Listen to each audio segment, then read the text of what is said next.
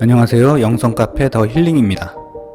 오늘은 밤에 꾸는 꿈과 육신의 꿈 3부작 내용 중 일부로 인셉션의 킥 기법과 킥 기법 너머의 고요한 중심에 대해 말씀드리려 합니다. 영화 인셉션에서도 나오지만 꿈에서 깨는 기법인 킥이라는 것이 있습니다. 사실 꿈속에서 꿈임을 아는 자각몽 상태가 꼭 아니더라도 보통의 꿈속에서도 우리가 무언가 크게 놀랐을 때, 특히 악몽을 꿨을 때 꿈속에서 육신으로 갑자기 깨는데, 이 경우도 부지불식간에 킥 기법이 적용된 것이라고 생각합니다. 즉, 꿈속 자아에게는 죽음과 같은 어떤 큰 충격에 해당하는 것이 킥이라고 할 수 있습니다. 사실 이러한 킥 말고, 물론 쉽지는 않지만 그래도 킥 기법보다는 좀 더 세련된 꿈에서 깨는 다른 방법이 있는데, 바로 그냥 침대에 편안히 누워있는 자신을 그려보는 것입니다. 이와 관련하여 죽음 이후의 또 다른 삶이라는 책에 나오는 내용을 보면, 책의 저자인 리사 윌리엄스가 어렸을 때 우연찮게 너무 멀리까지 유체이탈을 하여 순간 두려워 육신으로 돌아가려 해도 그 방법을 몰라 당황하고 있을 때 다음과 같은 내면의 음성을 듣게 됩니다. 그냥 침대에 편안히 누워있는 너 자신을 마음속에 그려봐.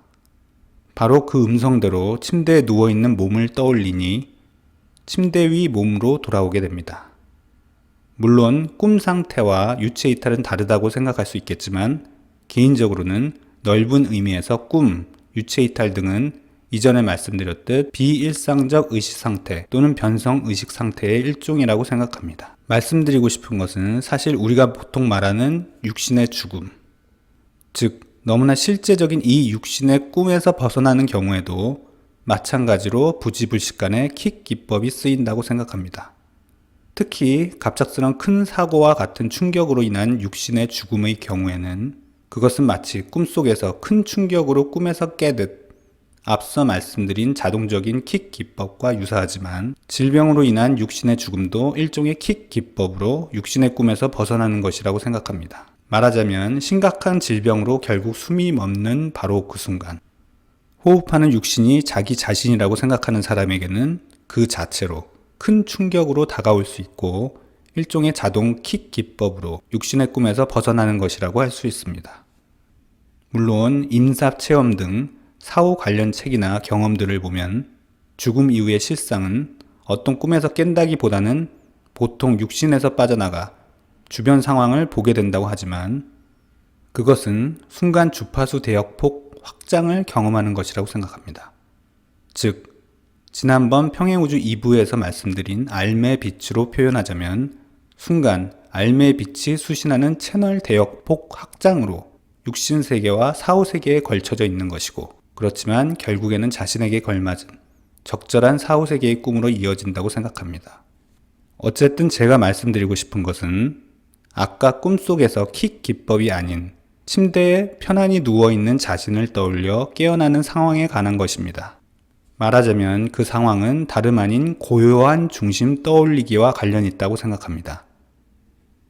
여기서 고요한 중심은 이전에도 몇 번 말씀드렸듯 힌두교의 브라흐만, 불교의 공, 도교의 도 등에 해당하는 실제로서의 큰 대양으로, 말하자면 그것은 항구적으로 평온한 우리 본성으로서의 참자 또는 참자의 마음을 나타낸다고 할 수 있습니다. 특히 고요한 중심 떠올리기 훈련은 육신의 또 다른 꿈, 환생 또는 사후세계의 꿈, 아스트랄계, 멘탈계 등등으로 깨는 헛깨기가 아니라 우리 본향의 집인 큰 대양, 브라흐만에서 깨어나게 할 수 있다고 생각합니다. 왜냐하면 좀 전에 말씀드렸듯 그 고요한 중심이 바로 지금 이 순간에도 온전하고 평온한 상태에 있는 우리 본성에 해당하기 때문입니다. 요컨대 밤에서 꾸는 꿈속에서 침대에 편히 누워있는 몸을 떠올려 꿈에서 깰 수 있듯이, 보다 집중된 꿈인 이 육신의 꿈속에서도 항구적으로 평온한 우리 본성, 고요한 중심을 고요히 지속적으로 떠올리는 것은 결국 육신을 포함한 모든 분리의 꿈에서 깨는데 도움을 줄 수 있는 한 가지 방법이라고 생각합니다. 아울러 저의 경우에는 작년 1월쯤 인적이 드문 날 해운대 앞에서 햇빛에 반짝이는 바닷물을 보며 또 파도 소리를 들으며 잠깐 명상한 적이 있었는데, 순간 어떤 하나로움 속에서 깊은 평온함을 느낀 적이 있습니다. 저는 최근까지도 깊은 평온함 그 자체인 고요한 중심의 상징으로 해운대 광경을 종종 떠올리는 편입니다만, 그럼 여러분도 비록 아주 오래된 기억일지라도 어떤 깊은 평온함을 느꼈던 순간을 기억해 보시고, 고요한 중심에 공명하는 한 방법으로 여유 되실 때 눈을 감고 그 광경을 한번 떠올려 보시기 바랍니다.